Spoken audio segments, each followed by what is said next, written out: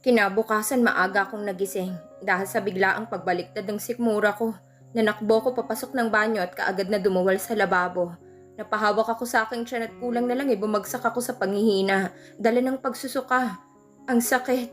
Kaagad akong nagmumog at nalalamyang bumalik sa kama. Naupo ako at saka sinapong aking sentido. Bigla na naman akong nakaramdam ng pagkahilo kaya napahiga akong muli at saka mariin kong pinikit ang aking mga mata. Napaiyak na naman ako dahil sa panghihina. Nang mahimasmasan ay nagbihis ako para bumili ng gamot sa parmasya.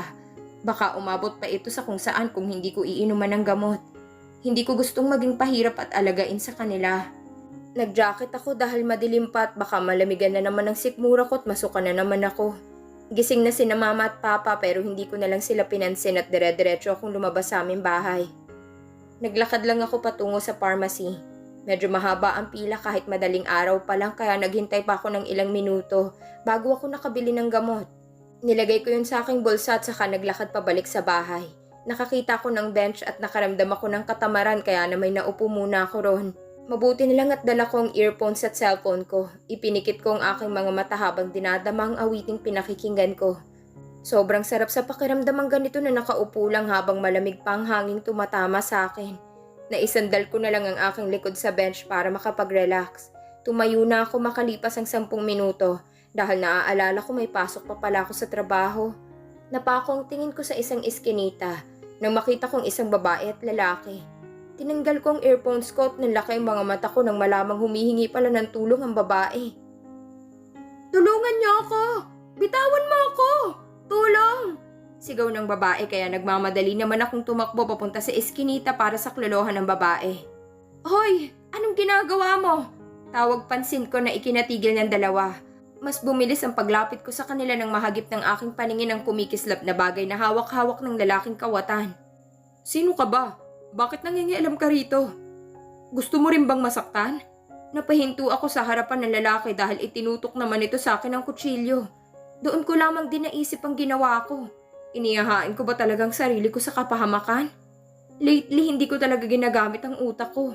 Ito na naman yung ugali kong piling bayani. Naway hindi magkaroon ng butas ang kahit anong parte ng katawan ko ngayong umaga. Umagang kay ganda talaga. Sinong gustong masaktan? Alam mo namang mali ang ginagawa mo ah. Kutusan ko kaya ngalang-alam mo dyan. Bitawan mo na yung bag niya. Makukulong ka sa ginagawa mo. Hindi ako pinansin nito at hinarap na naman ng babae kaya dali-dali kong hinila ang bag na hawak nito. Ninanakawan niya pala yung babae na mukhang naligaw lang sa lugar na to. "Ano ba? Bitawan mo!" Sigaw ng lalaki sa akin habang nakikipag-agawan sa bag. Ginamit kong isang kamay ko para pigilan ang kutsilyo niyang malapit ng tumarak sa akin. Bahala na si Lord sa akin. Gabayan niyo na lang po ako. Napatingin ako sa babaeng ninanakawan nitong kawatan. Nanginginig ito at nakatulala lang sa amin. At mukhang walang balak tumulong sa akin para maibalik ang bag niya. Mukhang anak mayaman. Kapag talaga nasaksak ako rito at namatay, dadalawin ko siya. "Hindi mo talaga bibitawan?" Sigaw ko sa lalaki at napaiwas dahil nakawala ito sa pagkakahawak ko sa kutsilyo. Kinabig ko ang kamay nito at maswerteng nahulog ang kutsilyo sa kamay nito. Malakas kong hinila ang bag pero ayaw pa rin itong magpaawat. Pinapalo ko na nga ang kamay nito ngunit ayaw pa rin. Gipit na gipit yata si kuya. "Bitawan mo na sabi! Kapag di mo ako pinaalis dito, makakatikim ka sa akin." "Sino ba yan?" "Kukutusan na kita kuya, magnanakaw ka." Napapikit ako nang makitang nasagad ko ng pasensya niya at ambahan ako nito ng suntok. Mukhang mabubugbog pa ako ngayong umaga. Malas naman. "What the hell are you doing?" Sigaw ng isang pamilyar na boses. Sa sobrang taranta na magnanakaw ay nabitiwan nito ang bag kaya napaupo ako sa sahig. Dahil panahihila pa rin ako, tumakbo ang magnanakaw sa kabilang kanto at hindi ko na nakita pa. Napatingin ako sa babae at pinilit kong makatayo habang paika-ika para lang makalapit dito. Tulala pa rin hanggang ngayon. "Okay ka lang ba, miss?" Tawag pansin ko rito at naluluhang tumingin ito sa akin. "Thank you. You saved me." Naiiyak na sabi nito at ngumiti lang ako. "Ito na yung bag mo. Sa susunod maging maingat ka dahil maraming kawatan dito." "Honey!" Natigilan ako sa pagsasalita dahil tinulak ako sa tabi na nagmamadaling lalaki. At saka sinapon nito ang pisngi ng babae. Alalang-alala ito habang sinusuri ang kalagayan ng babae kung may galos o nasaktan ba ito. Napatulala naman ako na mapagtanto kung sino ang lalaking dumating. "Are you okay? Nasaktan ka ba?" "Hindi ito pwede." Pinaglalaroan na naman ba ako ng tadhana? Umaapaw naman ang kamalasan ko ngayong araw simula kahapon. I'm okay. Salamat at tinulungan niya ako. Nakangiti sa aking sabi ng babae bago yumapos sa lalaki. Kaagad akong nilingon nito at nanlaki ang mga mata niya nang mapagtanto niya rin kung sino ako. Sam? Griff? Sa lahat ng pwede kong makita ngayon, bakit siya pa? Nakakainis talagang tadhana. Teka nga, bakit ibang babae na naman ang kasama niya? Hindi ba't si Britney ang bagong kinakasama nito? Magkakilala kayo? Gulat na sabi ng babae kaya ngumiti na lang ako rito dahil hindi ko na gustong magtagal pa. Alis na ako. Mas maging maingat ka na lang sana sa susunod at maging alerto kapag mag-isa ka, miss. Nakangiting payo ko at tumango naman ito. Thank you very much for saving me. Sam, let me explain. Let's talk. Balak pang magpaliwanag ni Griff, ngunit tumalikod na ako't namulsa sa jacket na suot ko. Babaero talaga. Gago. Si Britney pa ang kasama niya nang huli kaming magkita tapos ngayon naman ibang babae na. Honey pa ang tawagan. Pero ano nga bang pake ko?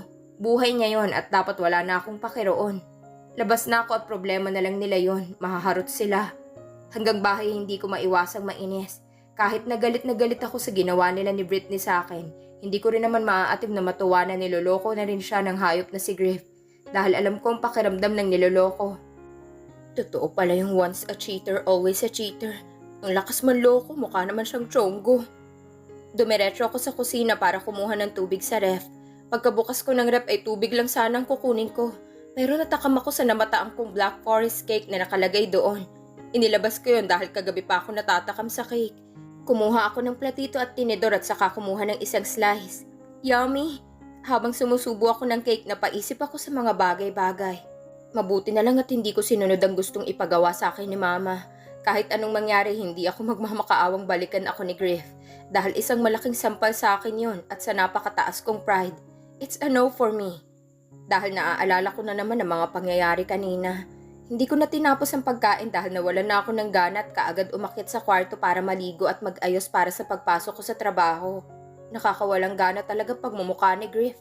Matapos mag-ayos ng sarili, bumaba na ako para umalis at pumasok sa trabaho. Natigilan lang ako sa paglabas dahil bigla akong tinawag ni Ate Lazel. Samantha! Lumingon ako rito. Nasa kusina pala ito kasama ang mga magulang namin. Malungkot ang mga mata nito habang nakatingin sa akin. Nakonsensya na naman ako.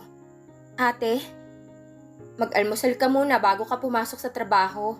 Nakangiting aya nito, pero umiling na lang ako. Napatingin ako sa relos ko at kahit maaga pa hindi ko na ginustong sumabay pa sa kanila.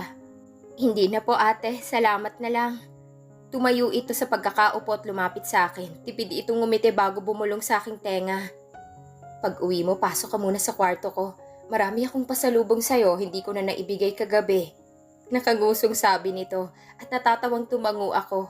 Nagpaalam na ako rito maging kila mama at papa kahit na may tampuhan kami. Matapos kong ipark ng maayos ang sasakyan ko, sumabay ako ng elevator para makapasok sa loob ng gusali.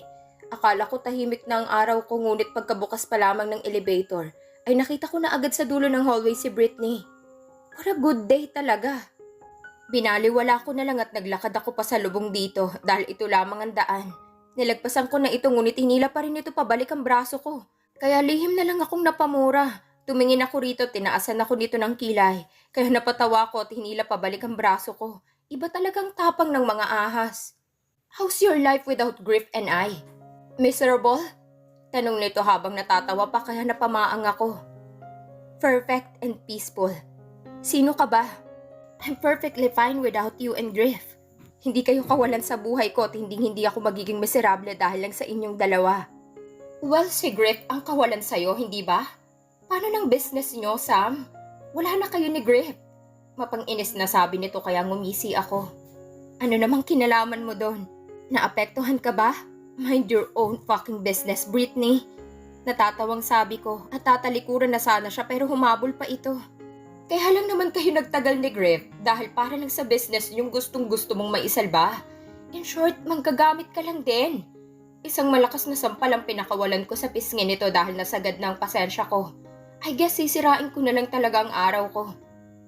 You have no right to talk about that. Wala kang alam dahil ang alam mo lang ay mangsulot at mangahas. Hindi mo ko katulad, Britney. Kaya wag na wag kang magsasalita sa harapan ko. Piling anghel ka pa rin talaga hanggang ngayon. Ako? Piling anghel?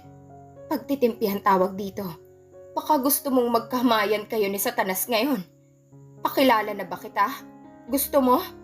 Walang emosyong turan ko at natigilan naman si Britney at bahagyang napaurong. Sana sa ilang taon mong pagiging plastic sa akin. Sana nakilala mo kung paano ako magalit. Tigilan mo ako, Britney. Hindi mo magugustuhan ang gagawin ko sa'yo kapag ibinalik ko lahat ng mga ginawa mo sa akin. Hindi ito nakasagot kaya lihim akong napangisi. Tapang kuting ka lang pala. And it's Samantha for you. Don't you fucking dare call me Sam again. Mas mainam kung hindi mo nababanggitin ang pangalan ko gamit ang iyong napakaduming bibig. Naglakad na ako paalis doon at lihim akong napangisi habang inaalalang reaksyon niya. Akala mo kung sinong demonyita at matapang sa harapan ko. Wala naman palang binatbat. Palibhasa pag-aligid lang kay Griff ang alam nito at pang-aahas. Poor Britney. Hindi niya alam pati siya niloloko na rin ng so-called fuwo niya. Saksakan ng landi, hindi naman nabigyan ng label. Buka ka lang ng buka ka kahit wala namang kasiguraduhan. Alam mo ba, kagabi pa ako napapaisip kung anong itsura ng big boss natin. Naririnig kong sabi ni Chloe, mukhang nagdadaldala na naman sila ni Jenica. Kahit oras ng trabaho, napailing na lamang ako habang pinagpapatuloy ang pag-aayos ng mga papeles. Oo nga no, bakit kaya big boss ang tawag sa kanya? Ano kaya yung big sa kanya? Tanong ni Jenica habang napapahagik-hik ng mahina. Si Chloe naman ay pigil ang pagtawa. Mukhang naiintindihan din ang ipinahihiwatig ni Jenica. Loko ka talaga, Jenica. Hindi naman yun ang iniisip ko. Yan tuloy na imagine ko rin ngayon. At nagtawanan silang dalawa. Hindi ko maiwasang matawa rin kaya napatingin sila sa akin. Napaayos naman ako ng upo at mahinang umubo. Ikaw, Sam, sa tingin mo anong itsura ni Big Boss natin? Ngayon palang lalabas yun at haharap sa tao dahil wala pa raw nakakakita sa kanya. Maliban na lang siguro sa mga nakakataas sa atin. Pagbibigay ng impormasyon ni Jenica. Kaya napaisip naman ako. Ano nga bang itsura ni Big Boss? Sa tingin ko, nag-iisip na sabi ko at focus na focus naman ang dalawa sa akin. Naghihintay sa sasabihin ko. Siyempre, matandang lalaki na, yung may panot, poknat o kaya palagas na ang buhok. Maraming wrinkles at kulubot na ang balat. Basta, matanda na yung itsura. Natawa naman ang dalawa sa sinabi ko. Inaakalang nagbibiro ako. Ano bang iniisip nila dun sa Big Boss? Bata pa? Oo nga no. Paano pala kapag matanda na? Tura ni Chloe na hindi na maipinta ang muka. Yeah, Chloe, pinagpapantasyahan mo yung gurang na pala nating Big Boss? Dagdag ni Jenica. Kaya nagtawanan kami habang lukot ang mukha ni Chloe. Eh di na-imagine mo rin ngayon. Excited kayong makakita ng gurang. Break time na at naiwan ako rito sa desk ko dahil sa tambak na trabaho. Kanina pa naunang kumain sina Chloe at Jenica habang ako'y patayo pa lang sa kinauupuan ko. Habang naglalakad ako papunta sa cafeteria sa baba, hinihilot ko ang sentido ko dahil nagsisimula na naman akong mahilo.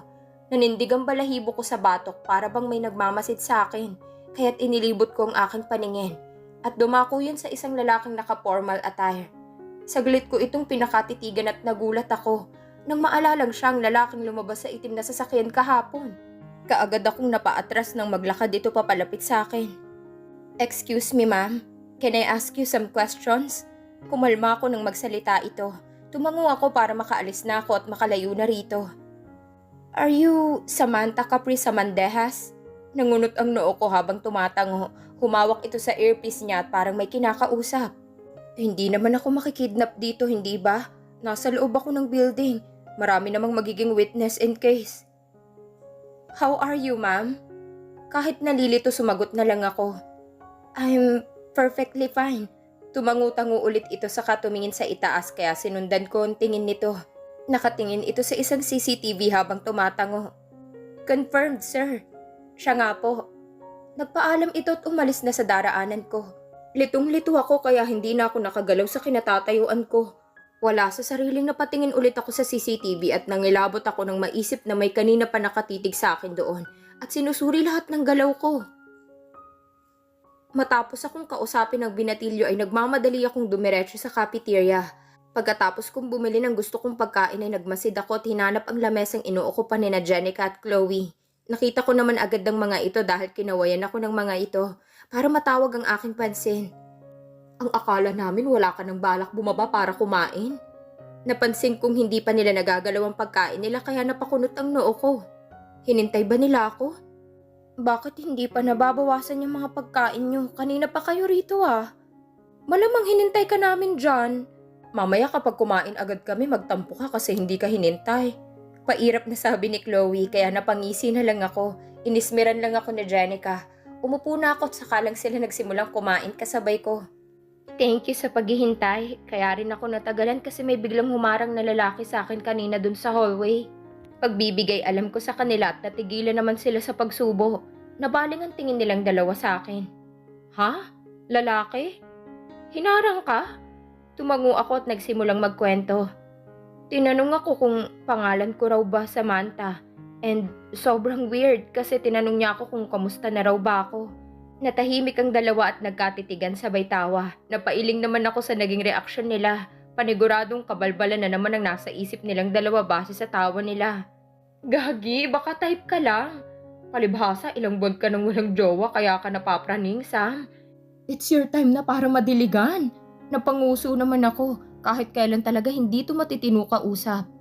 Mga baliw, hindi ako nagbibiro. Tumingin pa siya sa CCTV para lang sabihin yung confirmed sir. Siya nga po. Kaya kinilabutan ako. Sa sinabi kong yun ay natigilan ng dalawa at sumeryoso. Para bang may iniisip kahit hindi naman ginagamit ang mga isip nila. Anak ng, baka ipapasalvage ka na mamaya. O di kaya, baka bet ka lang nung operator sa CCTV room. Sinasabi ko na nga ba, hindi nila ako seseryosohin. Napahawak na lang ako sa sentido ko habang tumatawa ng sobrang lakas ang dalawa. Kahit kailan talaga puro kalokohan ang alam ng mga kasama ko. Alam niyo na ba ang panibagong chika? Chismis na naman ni Chloe kaya napatingin kami rito. Natapos na kaming kumain at bumalik na sa trabaho. Pero marami pa rin itong chika. Marites na marites lang ang datingan ni Chloe. Hindi pa, ang tagal mong sabihin eh. Itusera ka talaga, Jenica. Ito na nga. Nakasagap ako ng balita kanina dun sa kabila. Sumenyas itong lumapit kami ni Jenica sa kanya kaya umurong ako papalapit dito. Chika hindi pwedeng mahuli sa mga hot issues. Hindi ako makakatulog nito. Bali-balita na magkakaroon daw ng office ang Big Boss dito sa area natin. Kaya bibisita. Dito na yata balak magstay. Si Jenica ay gulat na gulat sa sinabi ni Chloe. Ngunit ako'y napakunot lang ang noo. Ano namang meron? Putya, pwede kong makasalubong sa koridor ang pinaka-boss natin? Si Jenica at tumango naman si Chloe. Alam kong nararamdaman ni Jenica dahil napakalaking karangalan sa amin ang makasalubong man lang ang Big Boss. Dahil sa sobrang yaman nito at successful sa buong mundo ang negosyo nito. Kung baga isa lang kaming tuldok sa dami ng branches ng kumpanya nito sa buong mundo. Nakapagtataka. Akala ko ba nasa Italy ang head office niya? Bakit lilipat siya dito sa Pilipinas at dito pa talaga sa area natin? Sa pagkakaalam ko, may mas magandang area kaysa dito sa atin. Takang tanong ko sa kanila at napaisip naman silang dalawa. Oo nga no, ano kayang balak ni Big Boss? Bakit nga ba sa area natin? Kung tutuusin parang alikabok nga lang tayo sa lahat ng kumpanya nila dito sa Pilipinas. Bakit kaya niya naisipang dito magstay?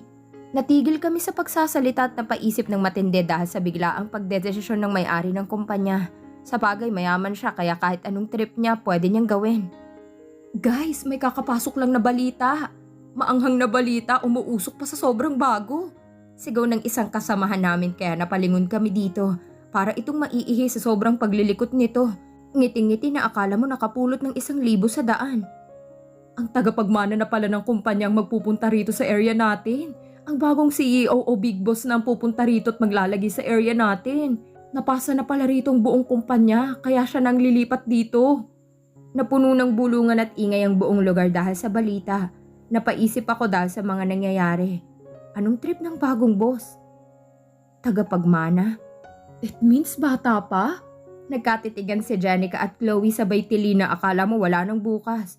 Pinagnanasaan na naman ang bagong Big Boss. Baka gwapo! Mas na-excite tuloy akong makasalubong sa hallway ang Big Boss natin. Hindi pala gurang ang makikita natin, Sam. Paniguradong gwapo yun dahil may lahi ang pamilyang nagmamay-ari ng kumpanya.